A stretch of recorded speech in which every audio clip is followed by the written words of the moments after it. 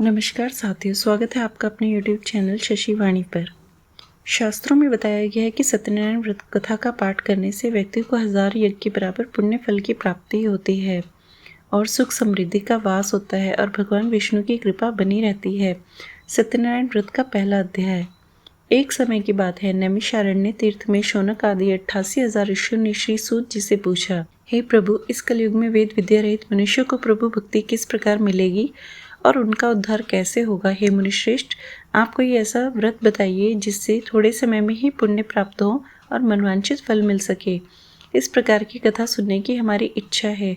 सर्वशास्त्रों के ज्ञाता श्री सूत जी बोले, हे वैष्णव में पूज्य, आप सभी ने प्राणियों के हित की बात पूछी, इसलिए मैं एक ऐसे श्रेष्ठ व्रत को आप लोगों से बताऊंगा जिसे नारद जी ने लक्ष्मी नारायण से पूछा था और लक्ष्मीपति ने मुनिश्रेष्ठ नारद से कहा था, सो ध्यान से सुनो। एक समय की बात है, योगीराज नारद जी दूसरों के हित की इच्छा लिए अनेक लोकों में घूमते हुए मृत्यु लोक में आ पहुंचे। यहाँ उन्होंने अनेक योनियों में जन्मे हुए प्राय सभी मनुष्यों को अपने कर्मों द्वारा पीड़ित देखा। उनका दुख देखकर नारद जी सोचने लगे कि कैसा यत्न किया जाए जिससे इनके दुख दूर हो सके। इसी पर विचार करते हुए वे विष्णु लोक में गए। वहाँ उन्होंने नारायण की स्तुति की, जिनके हाथों में शंख चक्र गदा और पद्म थे, गले में वरमाला पहने हुए थे। स्तुति करते हुए नारद जी बोले, हे भगवान, आप अत्यंत शक्ति से संपन्न है, मन तथा वाणी भी आपको नहीं पा सकती। आपका आदि मध्य और अंत भी नहीं है। निर्गुण स्वरूप सृष्टि के कारण भक्तों के दुखों को दूर करने वाले हो। आपको मेरा प्रणाम है। नारद जी की स्तुति सुन भगवान बोले, हे मुनिश्रेष्ठ, आपके मन में क्या है? आप किस काम के लिए यहाँ पर पधारे हैं? निसंकोच कहिए। इस पर नारद जी बोले, मृत्युलोक में अनेक योनियों में जन्मे हुए प्राय मनुष्य अपने कर्मों के द्वारा अनेक दुखों से दुखी हो रहे हैं। हे नाथ, मुझ पर दया रखते हैं तो बताइए कि वो मनुष्य थोड़े से ही प्रयास से अपने दुखों से कैसे छुटकारा पा सकते हैं। नारद जी की बात सुनकर विष्णु जी बोले, तुमने मनुष्य की भलाई के लिए बहुत अच्छी बात पूछी है। जिसको करने से मनुष्य मोह से छूट जाता है, वह मैं आज तुमसे कहता हूँ, सुनो। स्वर्गलोक व मृत्युलोक दोनों में एक दुर्लभ उत्तम व्रत है जो बहुत पुण्य देने वाला है। आज प्रेमवश होकर मैं उसे तुम्हें बताता हूँ। श्री सत्यनारायण भगवान का यह व्रत अच्छी तरह विधि पूर्वक करके मनुष्य तुरंत ही यहाँ सुख भोग कर मरने पर मोक्ष को प्राप्त होता है। श्री हरि के वचन सुन नारद जी बोले कि उस व्रत का क्या फल है, उसका विधान क्या है और किसने यह व्रत किया, इस व्रत को किस दिन करना चाहिए, सभी कुछ विस्तार से बताइए। नारद की बात सुनकर श्री हरि बोले, दुख व शोक को दूर करने वाला, यह सभी स्थानों पर विजय दिलाने वाला है। मानव को भक्ति व श्रद्धा के साथ श्री सत्यनारायण जी की पूजा धर्म प्रायण होकर ब्राह्मणों व बंधुओं के साथ करनी चाहिए। भक्ति भाव से ही नैवेद्य, केले का फल, घी, दूध, गेहूं का आटा और सवाया ले। गेहूं के स्थान पर साठी का आटा, शक्कर तथा गुड़ भी ले सकते हैं और सभी भक्षण योग्य पदार्थों को जमा कराकर भगवान को भोग लगाएं। ब्राह्मणों सहित बंधु बांधवों को भी भोजन कराए, उसके बाद स्वयं भोजन करें। भजन कीर्तन के साथ भगवान की भक्ति में लीन हो जाएं। इस तरह से सत्यनारायण भगवान का व्रत करने पर मनुष्य की सारी इच्छाएं निश्चित रूप से पूरी होती हैं। इस कली काल अर्थात कलयुग में मृत्युलोक में मोक्ष का यही एक सरल उपाय बताया गया है। श्री सत्यनारायण व्रत कथा का पहला अध्याय संपूर्ण। बोलो श्री सत्यनारायण भगवान की जय। दूसरा अध्याय। सूत जी बोले, हे ऋषियों, जिसने पहले समय में इस व्रत को किया था उसका इतिहास कहता हूँ, ध्यान से सुनो। सुंदर काशीपुरी नगरी में एक अत्यंत निर्धन ब्राह्मण रहता था। भूख प्यास से बेचैन हुआ वह धरती पर घूमता रहता था। ब्राह्मण से प्रेम करने वाले भगवान ने एक दिन ब्राह्मण का वेश धारण कर उसके पास जाकर पूछा, हे विप्र, नित्य दुखी हुआ पृथ्वी पर क्यों घूमता है? दीन ब्राह्मण बोला, मैं निर्धन ब्राह्मण हूँ, भिक्षा के लिए धरती पर घूमता हूँ। हे भगवान, यदि आप इसका कोई उपाय जानते हैं तो बताइए। वृद्ध ब्राह्मण बोला, सत्यनारायण भगवान मनोवांछित फल देने वाले हैं, इसलिए तुम उनका पूजन करो। इसे करने से मनुष्य सभी दुखों से मुक्त हो जाता है। वृद्ध ब्राह्मण बनकर आए सत्यनारायण भगवान उस निर्धन ब्राह्मण को व्रत का सारा विधान बताकर अंतर्ध्यान हो गए। ब्राह्मण मन ही मन सोचने लगा कि जिस व्रत को वृद्ध ब्राह्मण करने को कहे गए हैं, मैं उसे जरूर करूँगा। यह निश्चय करने के बाद उसे रात को नींद भी ना आई। वह सवेरे उठकर सत्यनारायण भगवान के व्रत का निश्चय कर भिक्षा के लिए चला गया। उस दिन निर्धन ब्राह्मणों को भिक्षा में बहुत सा धन मिल गया। जिससे उसे भी कुछ धन मिल गया, जिससे उसने बंधु बांधवों के साथ मिलकर श्री सत्यनारायण भगवान का व्रत संपन्न किया। भगवान की व्रत करने के बाद वह निर्धन ब्राह्मण सभी दुखों से छूट गया और अनेक प्रकार की संपत्तियों से युक्त हो गया। उसी समय से वह ब्राह्मण हर मास उस व्रत को करने लगा। इस तरह से सत्यनारायण भगवान के व्रत को जो मनुष्य करेगा वह सभी प्रकार के पापों से छूटकर मोक्ष को प्राप्त होगा। जो मनुष्य इस व्रत को करेगा उसके सभी दुख दूर हो जाएंगे। सूत जी बोले कि इस तरह से नारद जी से नारायण का कहा हुआ यह सत्यनारायण का व्रत मैंने तुमसे कहा। हे विप्रो, मैं अब और क्या कहूँ। ऋषि बोले, हे मुनिवर, संसार में उस विप्र से सुनकर किस किसने इस व्रत को किया, हम वह सब सुनना चाहते हैं। इसके लिए हमारे मन में श्रद्धा है। सूत जी बोले, हे मुनियों, जिसने इस व्रत को किया है वे सब सुनो। एक समय वह विप्र ब्राह्मण धन व ऐश्वर्य के अनुसार अपने बंधु बांधवों के साथ इस व्रत को करने को तैयार हुआ। उसी समय एक लकड़ी बेचने वाला बूढ़ा आदमी आया और लकड़ियां बाहर रखकर अंदर ब्राह्मण के घर में गया। प्यास से दुखी व लकड़हारा उनको व्रत करते देख विप्र को नमस्कार कर पूछने लगा कि आप क्या कर रहे हैं। तो उन्होंने बताया कि सत्यनारायण भगवान का व्रत कर रहा हूँ तथा इसे करने से क्या फल मिलेगा, कृपया मुझे भी बताएं। ब्राह्मण ने सभी इच्छाओं को पूरा करने वाला सत्यनारायण भगवान का व्रत के बारे में बताया। विप्र से सत्यनारायण व्रत या उसके बारे में जानकर लकड़हारा बहुत प्रसन्न हुआ। चरणामृत ले प्रसाद खाने के बाद वह अपने घर को गया। लकड़हारे ने मन में संकल्प किया कि आज लकड़ी बेचने से जो धन मिलेगा उससे श्री सत्यनारायण भगवान का उत्तम व्रत करूंगा। मन में इस विचार को ले बूढ़ा आदमी सिर पर लकड़ियां रख उस नगर में बेचने गया जहाँ धनी लोग ज्यादा रहते थे। उस नगर में उसे अपने लकड़ियों का दाम पहले से 4 गुना अधिक मिला। बूढ़ा प्रसन्नता के साथ दाम लेकर केले, शक्कर, घी, दूध और गेहूं का आटा ले श्री सत्यनारायण भगवान के व्रत की अन्य सामग्रियां लेकर अपने घर को गया। वहां उसने अपने बंधु बांधवों को बुलाकर विधि विधान से सत्यनारायण भगवान का पूजन और व्रत किया। इस व्रत के प्रभाव से बूढ़ा लकड़हारा धन, पुत्र आदि से युक्त होकर संसार के समस्त सुख भोगकर अंत में वैकुंठ धाम को चला गया। श्री सत्यनारायण व्रत का 2रा अध्याय संपूर्ण। बोलिए श्री सत्यनारायण भगवान की जय। 3रा अध्याय। सूत जी बोले, हे ऋषियों, अब आगे की कथा कहता हूँ। पहले समय में उल्कामुख नाम का एक बुद्धिमान राजा था। वह सत्यवक्ता और जितेंद्रिय था। प्रतिदिन देव स्थानों पर जाता और निर्धनों को धन देकर उनके कष्ट दूर करता था। उसकी पत्नी कमल के समान मुख वाली सती साध्वी थी। भद्रशिला नदी के तट पर उन दोनों ने श्री सत्यनारायण भगवान का व्रत किया।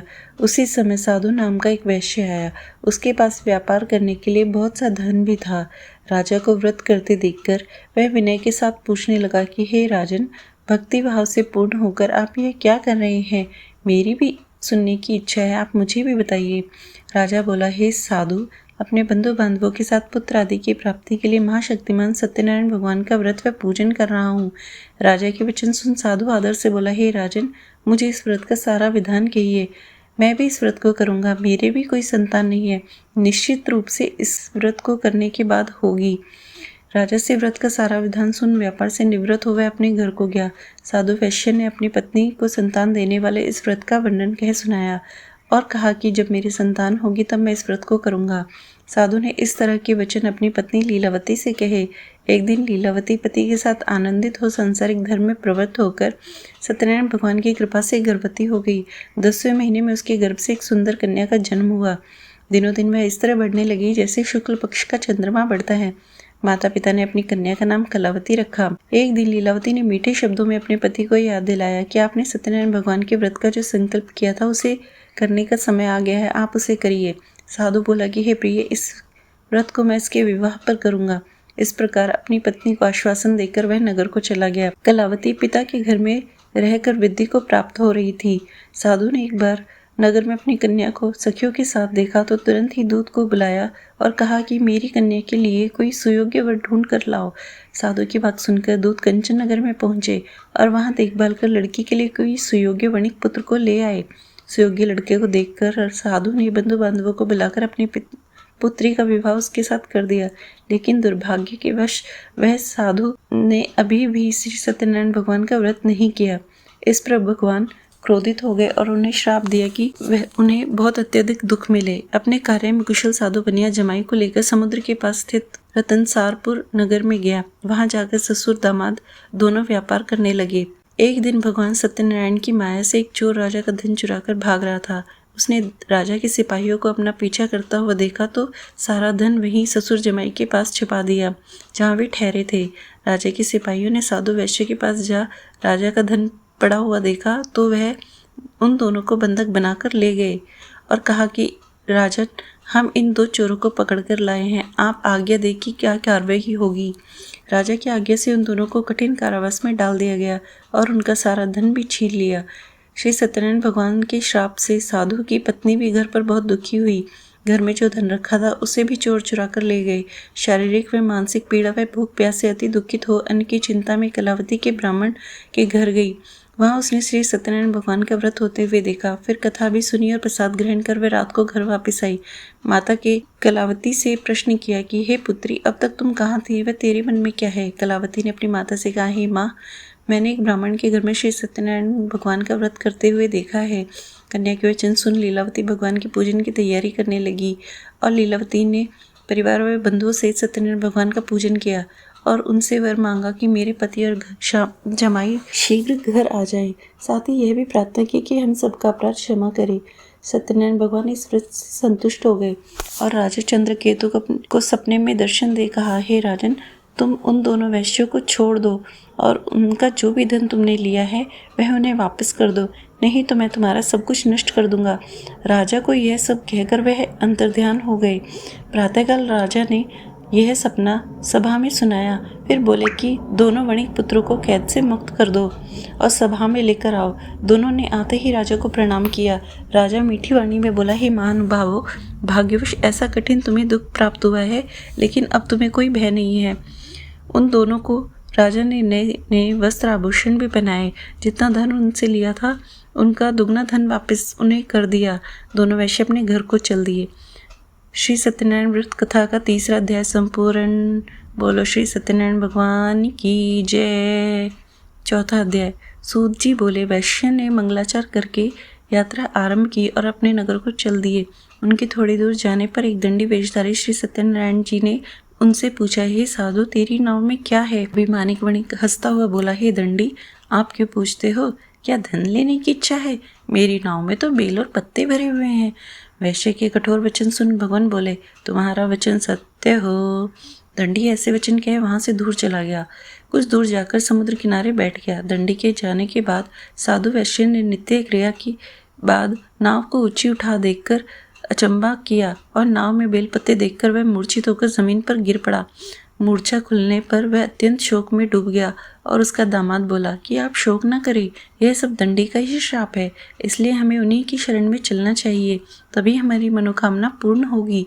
दामाद की बात सुनकर वह दंडी के पास पहुंचे और अत्यंत भक्तिभाव से नमस्कार करके बोले, मैंने आपसे जो भी असत्य वचन कहे थे उनके लिए मुझे क्षमा कर दे।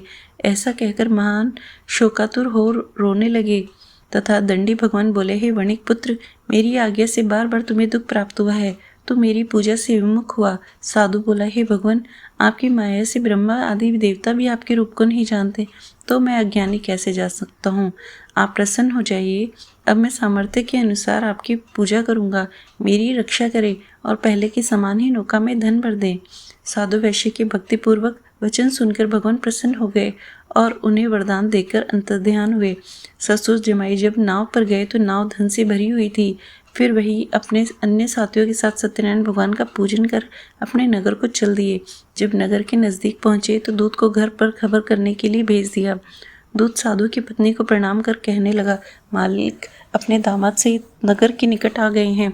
दूत की बात सुन साधु की पत्नी लीलावती ने बड़े हर्ष के साथ सत्यनारायण भगवान का पूजन कर अपनी पुत्री कलावती से कहा कि मैं अपने पति के दर्शन को जाती हूँ, तो कार्य पूर्ण कर शीघ्र आ जाना। माता के ऐसे वचन सुन कलावती जल्दी से प्रसाद छोड़ अपने पति के पास चली गई। प्रसाद की अवज्ञा के कारण श्री सत्यनारायण भगवान रुष्ट हो गए और नाव सहित उसके पति को पानी में डुबो दिया। कलावती अपने पति को ना पाकर रोने लगी और जमीन पर गिर गई। नौका को डूबा हुआ देख वह कन्या को रोता हुआ देख साधु दुखी होकर बोला, हे प्रभु, मुझसे या मेरे परिवार से जो भूल हुई है उसे क्षमा करे। साधु के दीन वचन सुनकर श्री सत्यनारायण भगवान प्रसन्न हो गए और आकाशवाणी हुई, हे साधु, तेरी कन्या मेरे प्रसाद को छोड़कर आई है, इसलिए इसका पति अदृश्य हो गया है। यदि वह घर जाकर प्रसाद खाकर लौटती है तो उसका पति उसे अवश्य मिलेगा। ऐसी आकाशवाणी सुन कलावती घर पहुंचकर प्रसाद खाकर आती है और फिर आकर अपने पति के दर्शन करती है। उसके बाद साधु अपने बंधु बांधवों से श्री सत्यनारायण भगवान का विधि विधान से पूजन करता है। इस लोक का सुख भोगकर वह अंत में स्वर्गलोक को जाता है। श्री सत्यनारायण व्रत कथा का चौथा अध्याय संपूर्ण। बोलो श्री सत्यनारायण भगवान की जय। 5वां अध्याय। सूत जी बोले, हे ऋषियों, मैं और भी कथा सुनाता हूँ, उसे भी ध्यान पूर्वक सुनो। प्रजा पालन में लीन तुंगध्वज नाम का एक राजा था। उसने भी भगवान का प्रसाद त्याग कर बहुत ही दुखी हुआ। एक बार वन में जाकर वन्य पशुओं को मारकर वह बड़ के पेड़ के नीचे आया। वहां उसने ग्वालों को भक्ति भाव से अपने बंधु बांधवों के सहित सत्यनारायण भगवान का पूजन करते हुए देखा। अभिमानवश राजा ने उन्हें देखकर भी पूजा स्थान पर नहीं गया और न ही उसने भगवान को नमस्कार किया। ग्वाला ने राजा को प्रसाद दिया, वह भी उसने नहीं खाया और वहीं पर उसे छोड़कर अपने नगर को चला गया। जब वह नगर में पहुंचा तो वहां सब कुछ तहस नहस हुआ पाया तो वह शीघ्र ही समझ गया कि यह सब भगवान ने ही किया है। वह दोबारा ग्वालों के पास पहुंचा और विधि पूर्वक पूजा करके प्रसाद खाया तो सत्यनारायण भगवान की कृपा से सब कुछ पहले जैसा हो गया। दीर्घ काल तक सुख भोगने के बाद मरणोपरांत उसे स्वर्गलोक की प्राप्ति हुई। जो मनुष्य परम दुर्लभ इस व्रत को करेगा, भगवान श्री सत्यनारायण की अनुकंपा से उसे धन धान्य की प्राप्ति होती है और निर्धन धनी हो जाते हैं और भयमुक्त जीवन जीते हैं। संतानहीन मनुष्य को संतान सुख मिलता है और सारे मनोरथ पूर्ण होने पर मानव अंत काल में वैकुंठ धाम को जाता है। सूत जी बोले, जिसने पहले इस व्रत को किया, अब मैं उनके दूसरे जन्म की कथा कहता हूँ। वृद्धशतानंद ब्राह्मण ने सुदामा का जन्म लेकर मोक्ष की प्राप्ति की। लकड़हारी ने अगले जन्म में निषाद बनकर मोक्ष को प्राप्त किया। उल्कामुख नाम का राजा दशरथ होकर वैकुंठ को गया। साधु नाम के वैश्य ने मूर्ध्वज बनकर अपने पुत्र को आरे से चीरकर मोक्ष को प्राप्त किया। महाराज तुंगध्वज ने स्वयंभू होकर भगवान में भक्तियुक्त हो कर्म कर मोक्ष को प्राप्त किया। श्री सत्यनारायण व्रत कथा का 5वां अध्याय संपूर्ण। बोलिए श्री सत्यनारायण भगवान की जय। अगर आपको हमारी ये कथा अच्छी लगी हो तो इसे लाइक सब्सक्राइब ज़रूर करें। धन्यवाद।